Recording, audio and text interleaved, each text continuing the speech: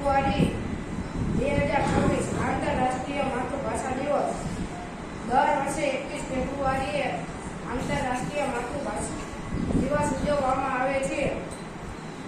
આ દિવસ ભાષાકીય અને સાંસ્કૃતિક વિવિધતા પ્રત્યે જાગૃતિ લાવવા અને આંતરભાષીયતાને પ્રોત્સાહન આપવા ઉજવવામાં આવે છે.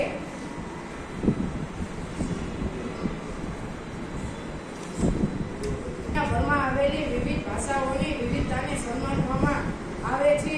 ઈસવીસન 1952માં ભાષા આંદોલન દરમિયાન માર્યા ગયેલા વિદ્યાર્થીઓની યાદમાં યુનેસ્કોએ નવેમ્બર 1999માં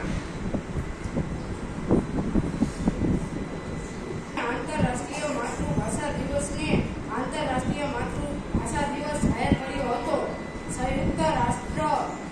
સંયુક્ત રાષ્ટ્રની મહાસભાએ વર્ષ 2002ના ઠરાવમાં આ દિવસની ઘોષણા કરી હતી. પ્રથમ વખત 21 ફેબ્રુઆરી 2000ના રોજ આંતરરાષ્ટ્રીય માતૃભાષા દિવસની ઉજવાયો હતો.